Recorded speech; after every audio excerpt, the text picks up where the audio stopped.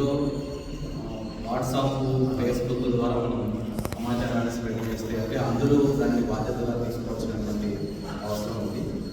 తర్వాత కొంతమంది విద్యార్థి సంఘాలను కూడా మనం పిలిచి అంటే రేపు మాట్లాడాలి, ముఖ్యమైన నాయకులను పిలిచి మీరు విద్యార్థులను సమీకరించే ప్రయత్నం చేస్తే బాగుంటుందని మనం సబ్ కమిటీ ద్వారా అప్పీల్ చేస్తే బాగుంటుంది అన్నది నాకు అనిపించినటువంటి అంశం. సో తర్వాత బీజేపీ ఆర్గనైజర్ అనేటువంటి పత్రిక నడుపుతుంది. ఆ పత్రికలో అంబేద్కర్ రాసినటువంటి విషయాలన్నింటినీ వక్రీకరిస్తూ సమాజానికి తెలియజేయాలన్నటువంటి ముఖ్యమైన ఉద్దేశంతో అది చేస్తుంది. అంటే దాదాపు ఒక 50-60 సంవత్సరాల నుంచి ఆ ప్రయత్నం చేస్తుంది.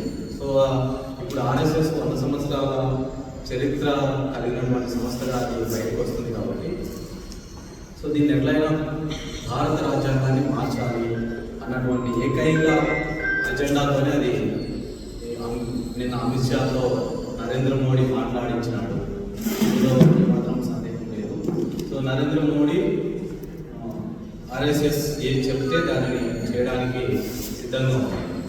సో ఈ విషయాలన్నింటినీ మనకు తెలుసు, చాలామంది పత్రికలలో రాస్తూ వస్తున్నటువంటి విషయాలు కూడా మనం చూస్తున్నాం. సో అంటే అంబేద్కర్ను సమాజంలో ఎప్పుడో చేసేసింది రిజర్వేషన్ వర్గాలకు చెందినటువంటి నాయకుడు అన్నటువంటి ఒక దుర్మార్గాన్ని అంటగట్టింది. కాబట్టి అది ఈరోజు అమిత్ షా లాంటి ఒక దుర్మార్గుడు, హత్యాకోరు భారత పార్లమెంట్లో మాట్లాడటానికి అవకాశం వచ్చింది.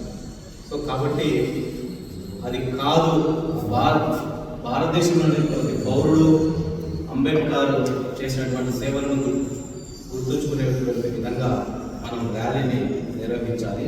సో ఇంకొక అంశం ఏంటంటే ముందుగానే అంటే మనం ఎన్నో విద్యార్థి నాయకులతో మాట్లాడి జన సమీకరణ చేసే ప్రయత్నం చేస్తాం. కాబట్టి కొంత సబ్ కమిటీ ద్వారా కరస్పాండెంట్స్, కాలేజీ కరస్పాండెంట్స్తో మాట్లాడి పిల్లల్ని పంపించండి.